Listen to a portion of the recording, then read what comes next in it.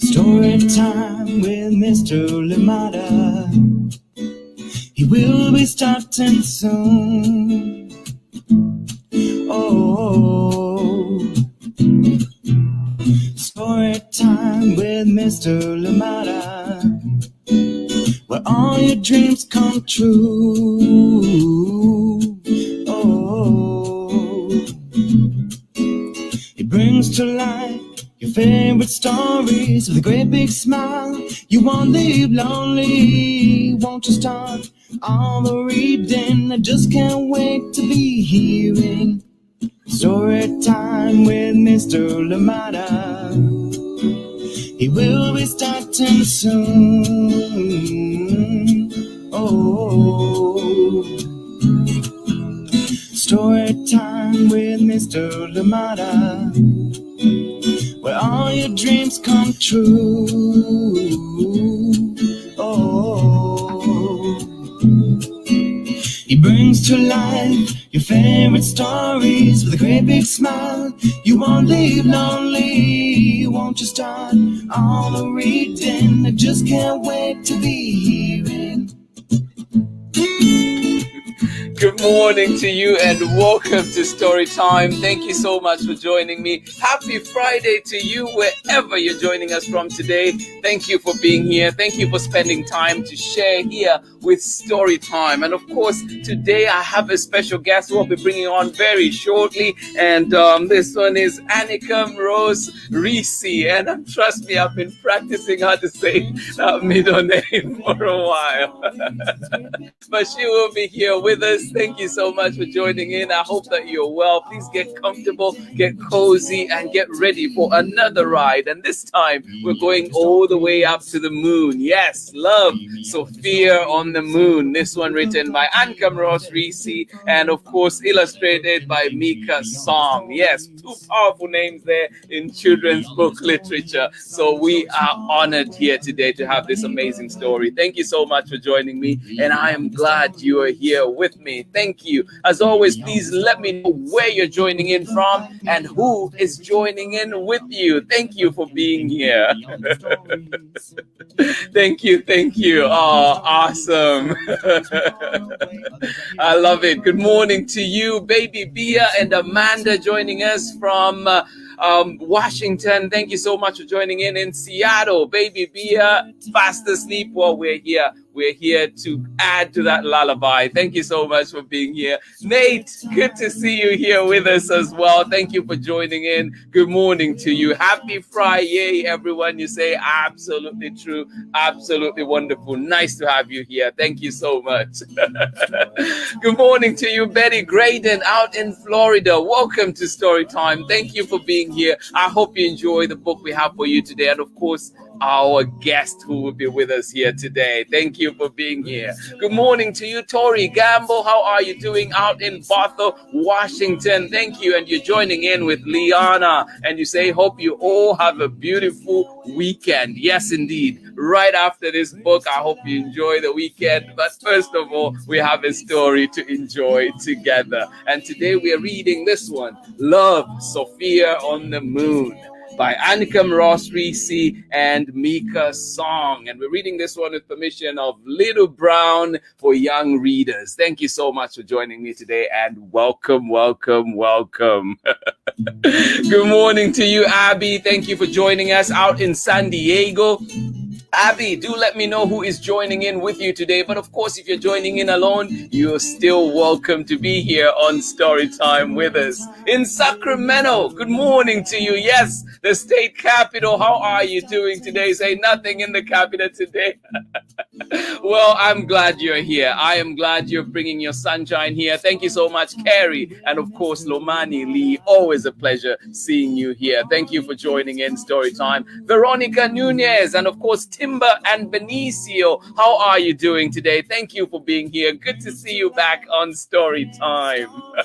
Terry McLeod and Abraham in San Leandro, right close to me. Thank you so much for being here. Good morning to you. Welcome, welcome, welcome. And of course, good morning to you, Enid. And of course, you're joining us today out from Oregon. Thank you for being here. I love you too. Thank you so much for being here.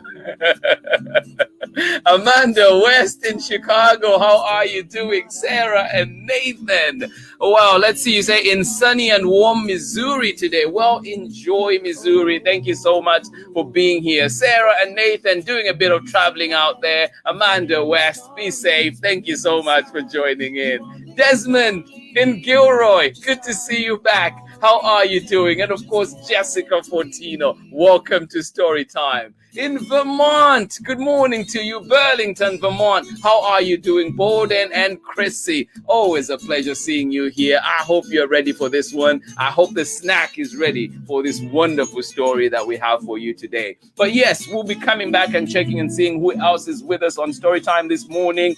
At this point, before we read the book, I want to still introduce you to the author, the amazing author of this wonderful book. She's here with us. She'll come and say hello for a little bit, and then we'll be back for a longer discussion after that. But please join me in welcoming today. How are you doing? Please welcome ANICA MROSE RISSI. Hi, everyone. I'm so excited to be here with you, Mr. Lotta, and all these great readers who are here to hear you read the story. I never get to hear someone else read my books. I'm so excited to hear how it sounds when you read it and then to talk with you about making it afterwards. Yeah, no, absolutely. No, welcome, welcome. Thank you so much for joining us. And where are you joining us from today? I am in Princeton, New Jersey, on my couch where I write a lot of my books with my dog on the floor next to me where she likes to be. So we're both looking forward to hearing you read. Yeah, yeah. And you mentioned your dog. I know that your dog has been an inspiration for one of your characters. Yeah, she's been the inspiration for several of my characters. I write a chapter book series, the Anna Banana chapter books, about a kid named Anna and her wiener dog Banana and all of the ups and downs of having two best friends in elementary school. And Ruga is definitely an inspiration for that dog. But she's also an inspiration for the trouble-causing pet in The Teacher's Pet, which those of you who've read The Teacher's Pet know that The Teacher's Pet is a surprising kind of animal, not a dog, but one that causes all sorts of chaos in the classroom. But Mr. Strichter, the teacher, just thinks that Bruno, the class pet, is the best pet ever. And I feel that way about my dog. Even when she jumps so high, she can pull something off the refrigerator to eat, or when guests come and she licks them and licks them when they say no licking, I say, isn't she amazing? So that was a definite inspiration for me. Awesome. Well, we look forward to hearing more about, your books and of course your creative process and this amazing one that we have here too today. Thank you. I will have you right back in a second. Thank you so much.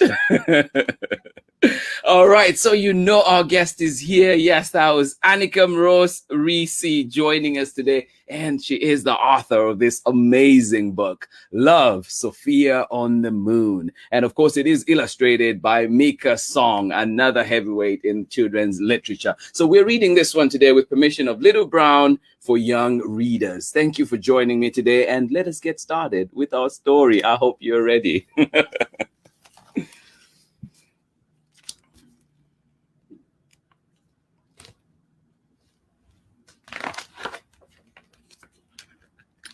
Love, Sophia on the Moon by ANICA MROSE RISSI, illustrated by Mika Song.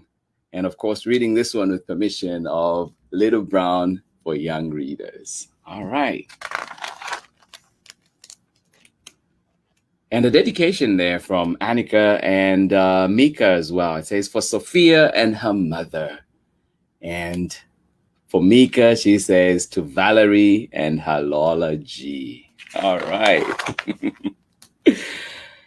Dear Mom, I am running away and won't ever come back. From now on, I live on the moon. Don't try to stop me. Love, Sophia.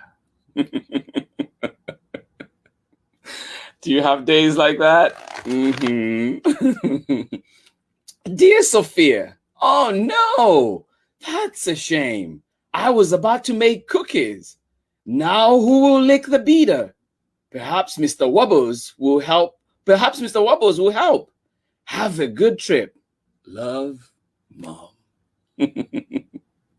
Dear Mom, there is mail on the moon. So I guess you could send cookies. Mr. Wubbles came with me. Don't even try to get us back. Love, Sophia. Oh my. Dear Sophia, these cookies taste best when you dip them in milk. But I couldn't send milk to the moon.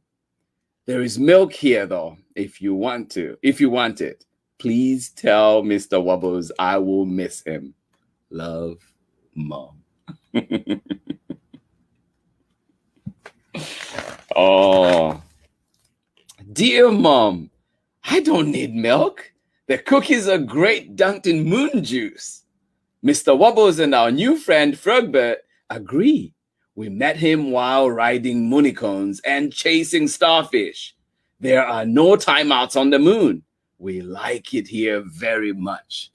Love, Sophia.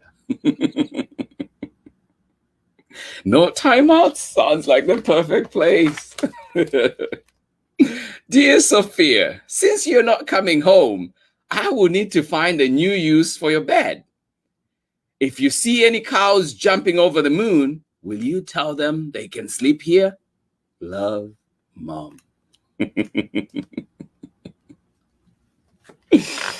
Oh, dear Mom, the cows say there are no bedtimes on the moon. We don't even need a bed.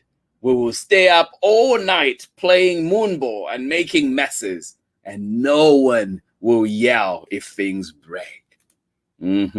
Love, Sophia.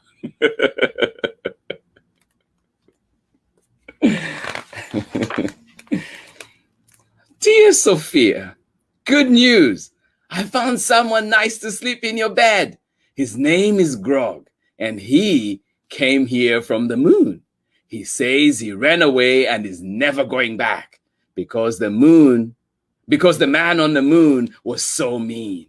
I invited him to stay with me. What should I make for dinner?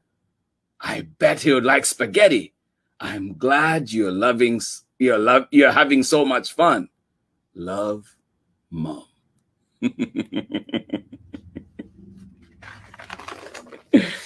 Oh, dear Mom, moon kids are very allergic to spaghetti.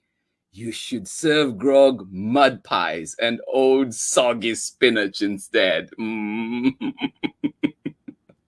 We're having starlight soup with moonberry tarts, and Frogbert made asteroid tea. That sounds delicious. After dinner, he will teach us how to moonwalk. Mr. Wubbles says hello, and don't worry, he's not homesick. There is still lots for us to do on the moon. Love, Sophia.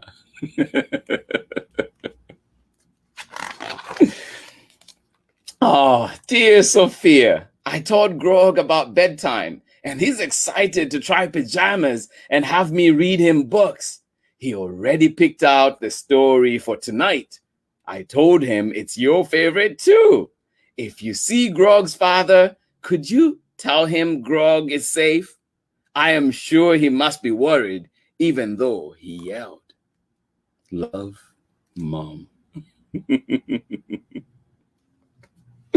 Oh, dear Mom, is it the story with the princess and the staircase of wishes? Mr. Wubbles loves that one. I do too. Love, Sophia.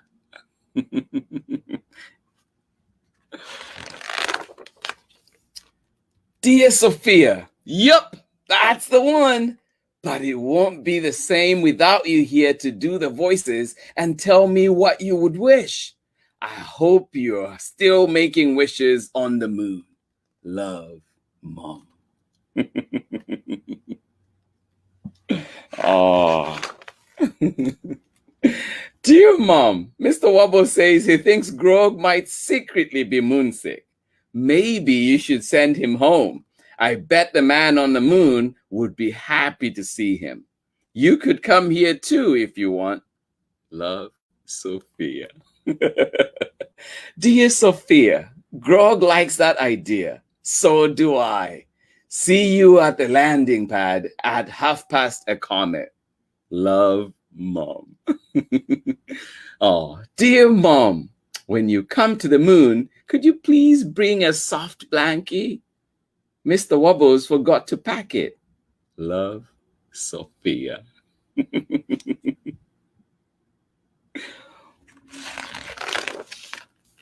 Oh.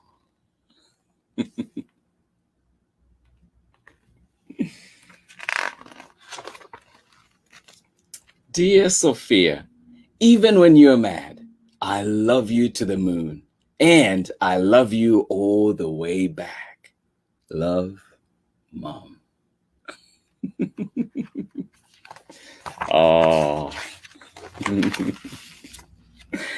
The end. Oh, such a sweet story. I hope you enjoyed that one. I most certainly did. Love, Sophia on the Moon. Oh, such a sweet book. And if that, I hope that just warmed your heart as much as it did mine. And there's something particularly that I like, that even though they were still upset with each other, they still said at the end, love, Sophia, love, Mom, over and over again. Well, let's welcome back our guest for today, ANICA MROSE RISSI. And of course, thank you so much for this wonderful book. Thank you. What a great reading. That was so much fun to watch and hear. I get to just fully take in Mika's amazing illustrations from this side. It's a treat for me. Yeah. No, there's so much language in there that you use. Maybe let's start from that point though, where, like they still love. What was the inspiration behind this story? What's your goal with it? With those? I was thinking a lot about relationships in which there's space for anger, right? I'm sure some of the kids listening and the adults, do you ever get frustrated? Do you ever feel mad and misunderstood, or sad and misunderstood? I wanted a story about a girl and her mom who both got frustrated with each other, both got mad at each other, both felt angry, both felt misunderstood. And they still loved each other, even while they were mad, and even afterwards too. It didn't mean they had to get rid of that anger right away, or not talk about it, or pretend it didn't exist. It was okay for Sophia to get mad and go do what she needed to do, run away to the moon for a while, and then invite Mom back into her space when she was ready for her. Yeah. Some of you have probably read the book Where the Wild Things Are. I love that book. Loved it as a kid. And that's a story about a little boy who gets to be angry and still be loved. And I wanted a story about a little girl who does, and who stays in contact with her mom while she's mad, not just completely disappearing. Yeah. And you mentioned, because why, you have a girl in there that is upset. And why was it important for you, or why did you pick on having a girl be frustrated? For example, in Where the Wild Things Are, we have Max. And so what was the thinking behind that? I think we have a lot of examples of little boys being able to get mad and express it.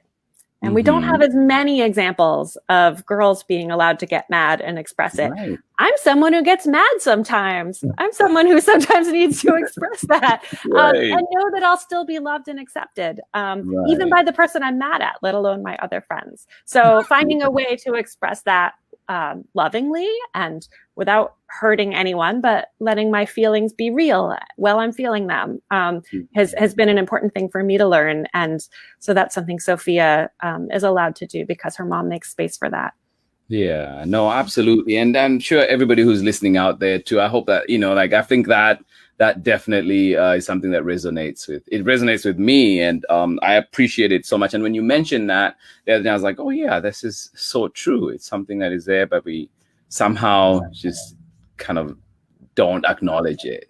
It's one of the most amazing things about a good, loving family relationship. I'm lucky to have parents who love me no matter what. They might be disappointed with my behavior or frustrated or have feelings of their own, but they're still going to love me beneath it. And same with my brother. You know, some friends can come and go, but those relationships are that's one of the things that's so special about them. You're going to have to figure out how to forgive each other and to get over it.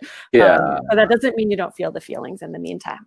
Right. No, absolutely. And just as we are talking about that, so Chrissy there, and she has a little one, Borden, there in Vermont. And she's just saying, you know, like, I love the scope of emotions and how there is acknowledgement and acceptance, you know, like, and I feel like you know, like, that's exactly what you were saying, you know, like, and I see others appreciating it out there too. Thank you. That was so important to me in crafting the story. Also, I wanted it to be fun for Sophia, even while she's mad, to get to have lean into her imagination and go have an adventure and do other fun things to get over it. She doesn't have to just sit around being mad. She can imagine other things for herself as well, and not let that madness just take over. Yeah, no, you bring your own imagination to this. I mean, you've created this whole thing, but also like just specific ones. Like I see Jen Vedder there has picked out mud pies and oats on the spinach. That part makes me laugh all the time. But also you mentioned unicorns and all. I was like, where do those come from? You know. Sometimes I don't know. And sometimes I think really hard to try, you know, writing a book is not just getting an idea and sitting down and writing it. It's getting an idea, sitting down and writing a first draft, and then revising it and revising it and revising it, rewriting to make it even better, to make some parts funnier, to make some parts even sadder or more emotional or whatever it is, or more imaginative. So unicorns were something that actually came in a later draft of this story. And then what was most exciting for me as the author, the one who writes the words but doesn't draw the stories, was to see the visual story that Mika Song created to go with my words, and her rendition of moonicorns and what she imagines them to be. One of those cows that's jumping over the moon, tying a unicorn horn onto its head because cows like to be imaginative too, or her head, I suppose, was so much fun for me because she imagines all of those details. It's almost, we get to tell a story together. It's like singing a melody and someone else brings in the harmony that changes everything and brightens it and makes it better. And talking about that too, how was it working with Mika? A dream. So you might think what I used to think, which is that an author and an illustrator who make a book together would sit down in the same room or at least be talking about it during the process. But it turns out that in most cases, first the writer works on the words and revises them until they're the best that they can be. And then those words go to the illustrator and she gets to sit with that separate from the writer looking over her shoulder. Nothing like that happens. She gets to imagine the visual world on her own. And I didn't see until the first sketches, where she'd already had lots of time to play with it and add her own ideas, what she was imagining it would look like. And I just loved her art from the start. She captures Sophia so perfectly. Another tidbit is that Mr. Wubbles, the cat, and Frugbert, the friend on the moon, appear in the text. I think you had me in mind when you were writing this book, just like what tricky words can I have you read? Moon people have an R after their first consonant. I don't know why. Maybe inspired by Morose. But I did not specify anywhere in the text what Mr. Wubbles is. So I didn't know, would Sophia run away to the moon with a pet? What kind of pet would it be? Would it be an imaginary friend? Would it be a favorite stuffed animal? Mika chose to make Mr. Wubbles a cat. And then Frugbert, who we meet on the moon, it just said that it was our new friend we met on the moon. No description of what he looks like. And so this little creature that comes out of the moon juice bubbles and comes to life and chooses a shape of his own. It was so fun to see what she chose to do with that. Yeah, no, that's amazing. It's you know, like it just comes so alive. It's such a pretty book. The illustrations, having seen Mika's, but also your work, I think together, it's just we have an amazing book right here. Thank you. Thank you. And also, I was just wondering too, like, what's your, you know, you've mentioned a bit about your process, how, you know, you write and rewrite and do this. Like, what was your process in this, or what is your process? Is it always the same? It's different. Some of my books have started with the title.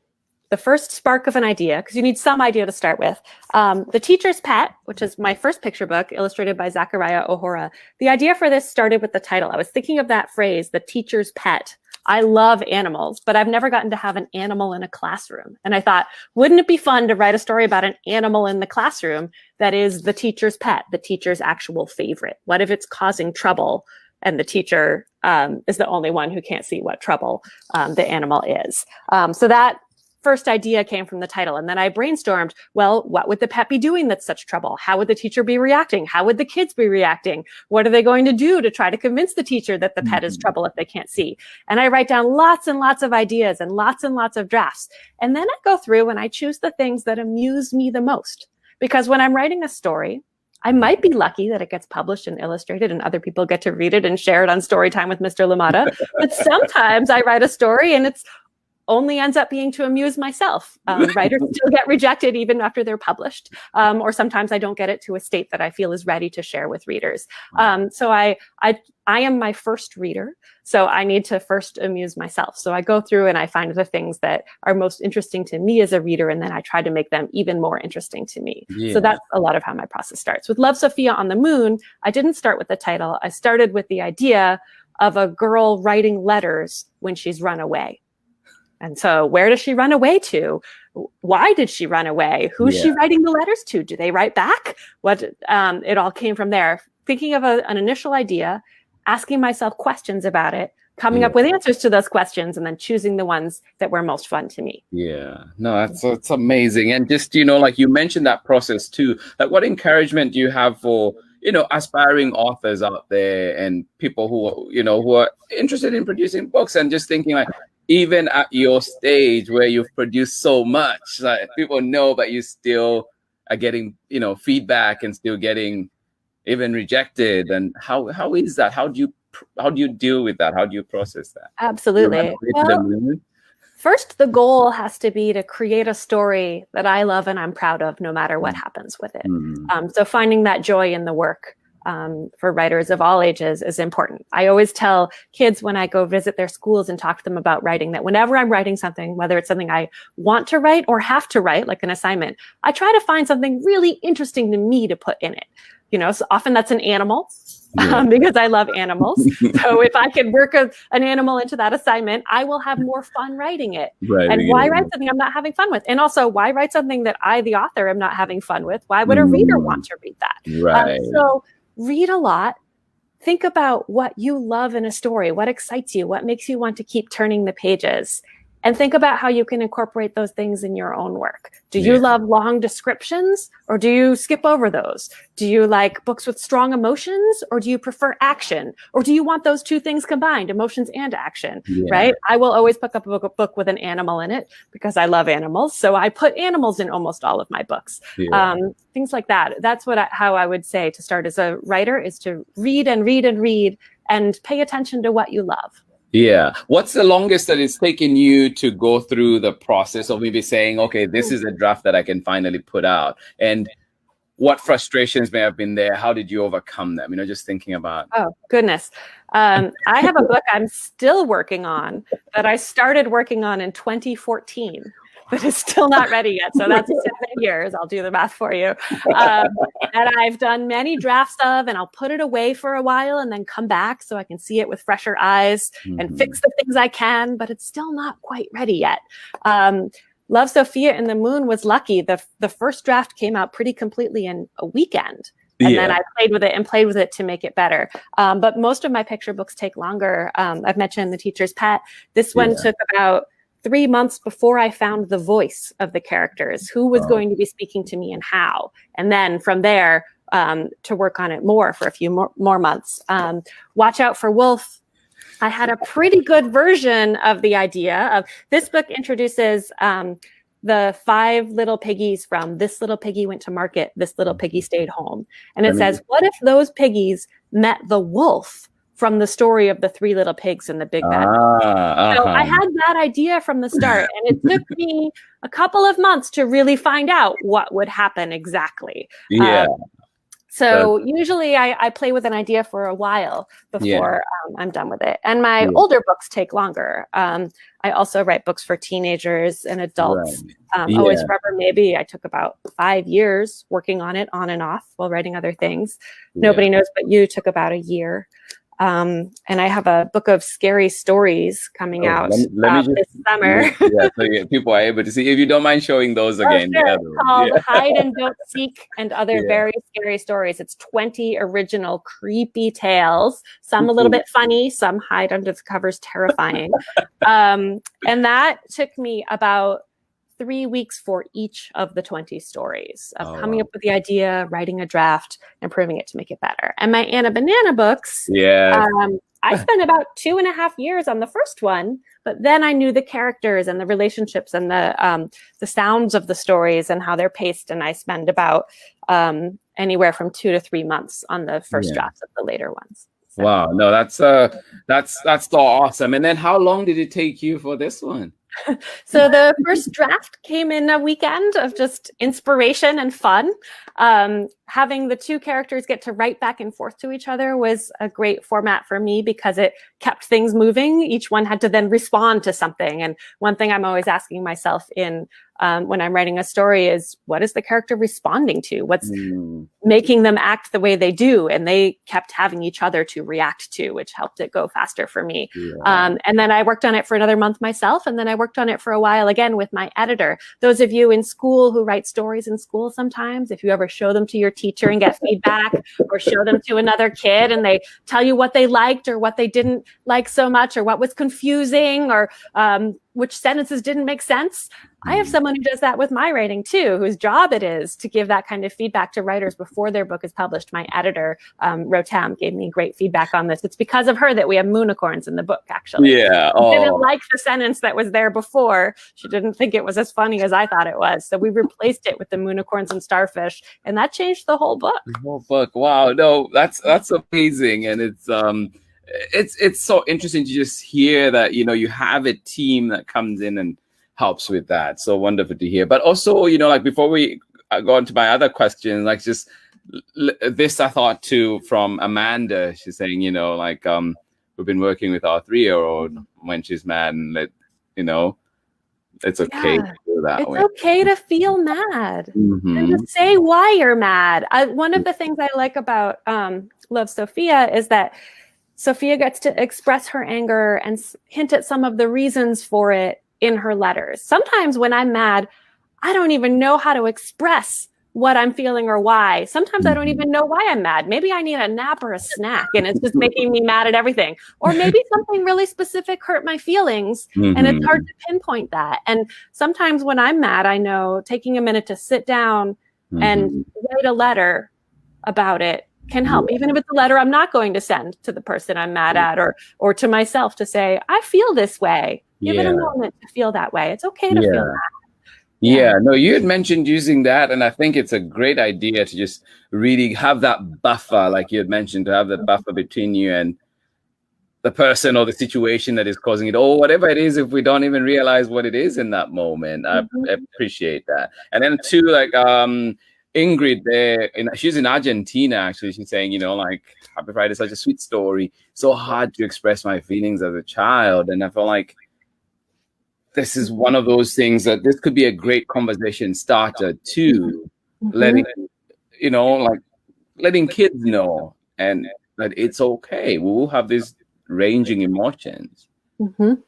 If you need to blast off to the moon, your parents will probably welcome you back when you're ready, or go meet you there if that's what you invite them to do. That's awesome. Thank you for that. Thank you, Ingrid. And then she was also just mentioning too that she loves listening to your experience, and I think that's so valuable for everybody that is listening, and even the kids out there, because who knows what they're going to achieve, right? And so just listening to that, I think your experience is so wonderful. Thank you for bringing that today. Thank you. One thing that always helps me as a writer is to know that other writers also write first drafts that aren't perfect.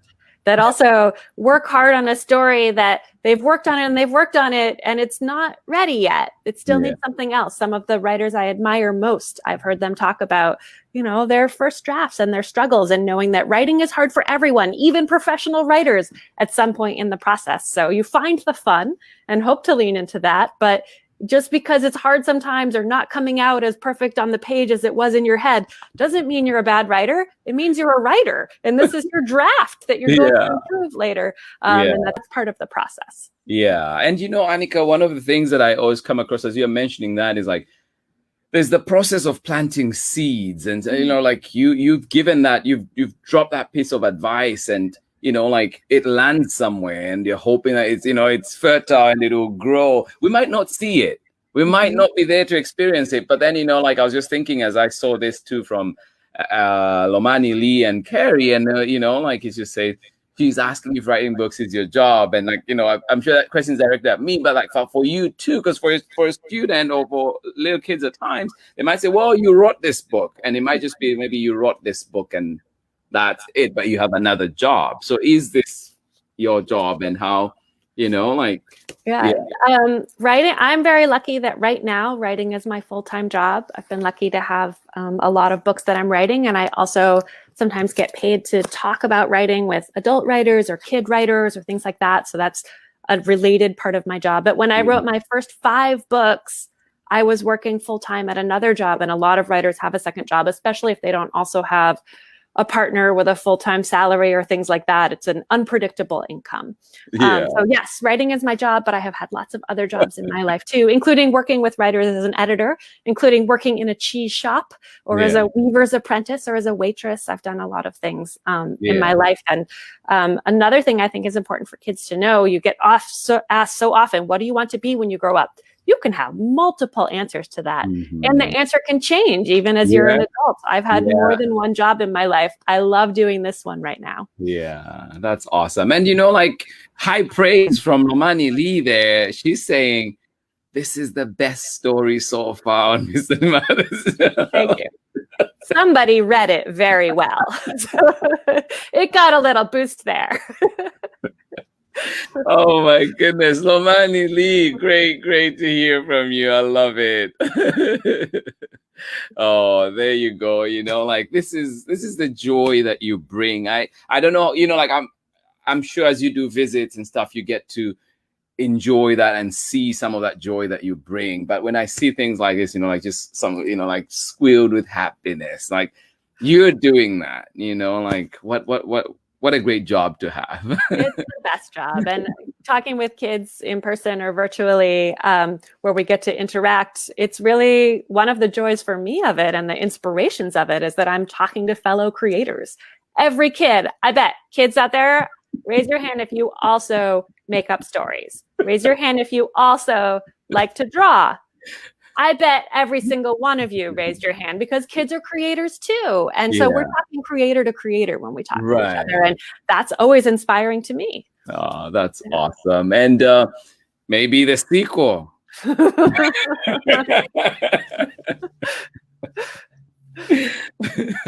Yeah, no, Eva Scarlett is in England and, you know, like I always love her comments, but, you know, like that one, she's like, I want to go to Mars when I'm older. But I'm just thinking too, like, you know, the moon, Mars, maybe, who knows? But more than once during this past year, I've wished to blast off to somewhere and then come back when I was ready. So we have our imaginations where we can go lots of places. Oh, absolutely. And, you know, like just thinking about that too, because you mentioned, you know, like you mentioned Mars, and I was just thinking like, you know, how do you choose for your sequels? You know, like, especially the Anna Banana, we know it's a series.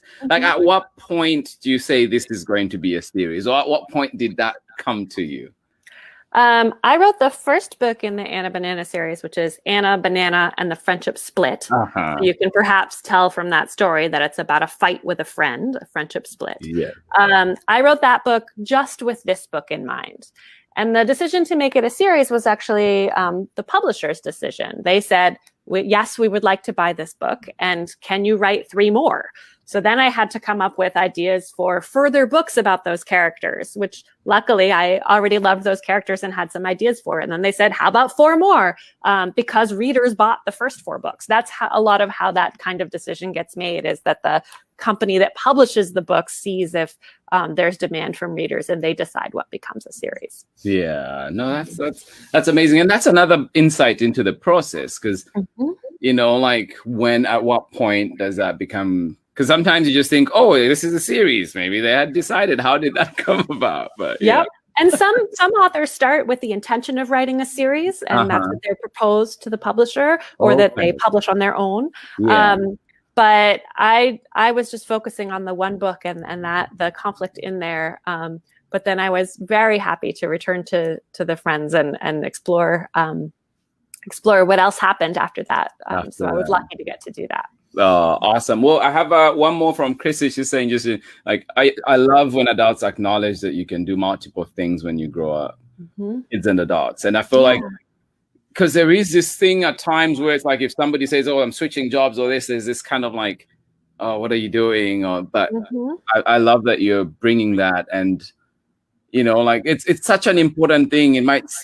I see it even with kids at school. Sometimes it's just like, when you ask, it's like, and I find myself asking that question a lot. And now I'm rethinking, like, should I be, you know, like asking, like, what do you want to be? Because it will change, and they might not have something. Maybe to even just add, it's okay if you don't.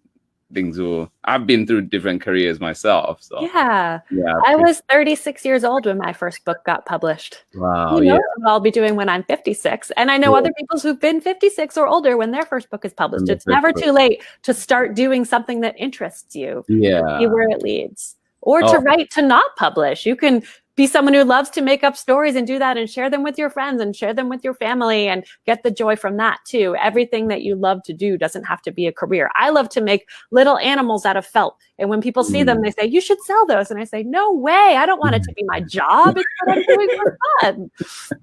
Yeah. Oh, that's awesome. Well, also, you know, like, I was just thinking, like, what's your wish for your books, and what's, you know, I guess the wish here I'm thinking about, I feel like might be different from a goal. So like, I don't know if that makes sense, but what? I have all sorts of dreams of maybe somebody will make a movie out of this book, or I would love my book translated in many, many languages. Love, Sophia and the Moon just came out in mainland China. And that was amazing for me. But my biggest honest wish is that each book will find the reader who will love it the most. That perfect reader, because I hope lots of people will enjoy my books, but each book is not perfect for every person. But the reader who needs it in that moment, who can read Love, Sophia and feel that escape to the moon, feel that it's okay to feel the things that she feels, have another idea of how to express her anger next time she's feeling it. I would love her to find that. The reader who's struggling with how having 2 best friends in elementary school is sometimes twice as fun and sometimes twice as much trouble. I hope that reader finds Anna Banana and feels less alone in it. I would like the right reader to find my books, even if millions of other readers don't. Right. No, that's amazing. That's awesome. And, you know, I just wanted to really thank you for being here today and bringing your energy and just, you know, like sharing this insight of stories and just, and inspiring the little ones there. Thank you. It was so much fun to be here. Thank you so much for having me. Yeah, and maybe before you go, one more question that I know that you play music too. Yes. So do you find your writing and other aspects of your life intersecting? I know we've talked about your pet, you know, being intersecting into your writings, but do you find like your music and other things intersecting in your writing much? Yes. One of the ways that being a musician has also made me a writer is that from music, I know how to practice. And from sports, I know how to practice. I know how to show up and be not very good at something the first time and keep going until I can do it better. And I know the joy of making music with other people, that practicing at home. And then on my own is not always fun, but that getting to play in an orchestra or a quartet or a band, I fiddle in a country band. Actually, I'm wearing the shirt. It's Owen Lake and the Tragic Loves. And getting to play with other people is such a joy, just as writing stories on my own is sometimes hard or sometimes frustrating, but getting to share stories with other people is wonderful. Hopefully ANICA can get back on, but if not, thank you so much to everybody that joined in today for story time. I hope you are able, yes, they will come back. Yeah, so like you're saying, it's just thank you for that inspiration and that those intersections, because I know that kids out there are doing a lot. Other authors who are listening to you right now do a lot, and just to think about how those things all come together. Thank you. And where do they find you? What should we expect from you coming up? Next up for me are the scary stories, Hide and Don't Seek, and other very scary stories. They can be read aloud, and then you can pick and choose how scary you want to get. Some of them are more scary than others. And you can find me, the website's up, thank you, ANICARISSI.com, or at ANICA Rissi on Instagram or Twitter. And if you have book recommendations for me, share them with me online. I love to see them. You can find me on Instagram or Twitter too.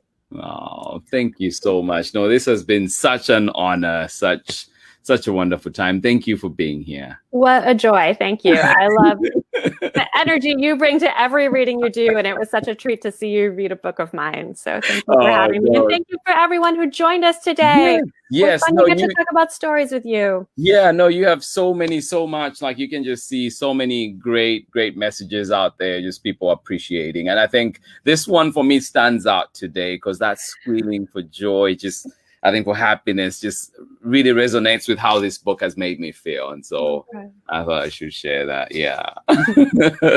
All right, everybody that's been joining in, and I'll catch you on the other side in a second. But thank you to everybody that joined in today. I hope you enjoyed that story time. Of course, we had the amazing ANICA MROSE Rissi, and she was here talking about her process and, of course, this amazing book that we were able to read today, Love, Sophia on the Moon. An amazing one indeed. Thank you for joining in today. I hope you have a lovely day, you and your loved ones, wherever you're joining us from. And remember, all those little things that you do, they matter. Everybody matters. Let's remember, please, play our part. You might be small, but what you're doing is huge. We love it. We love you. And I hope that you and your loved ones out there have a wonderful, wonderful day. Much love from me as always. And I'll see you again tomorrow. Well, not tomorrow. I'll see you on Monday when we're back with more stories.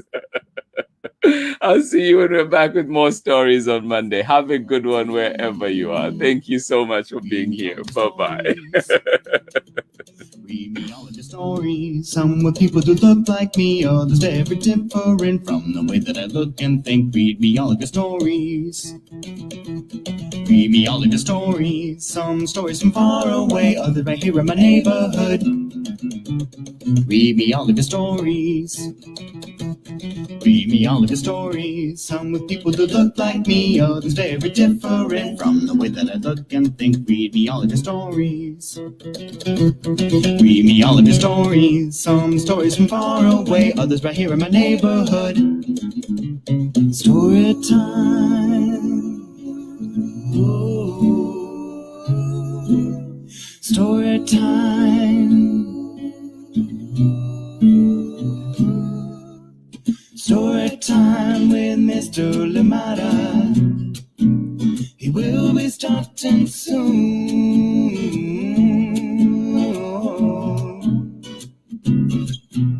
Story time with Mr. Lamada, where all your dreams come true. Oh. He brings to life your favorite stories with a great big smile. You won't live lonely, won't you start all the reading? We just can't wait to be hearing. Brings to life your favorite stories with a great big smile. You won't live lonely, won't you start all the reading? We just can't wait to be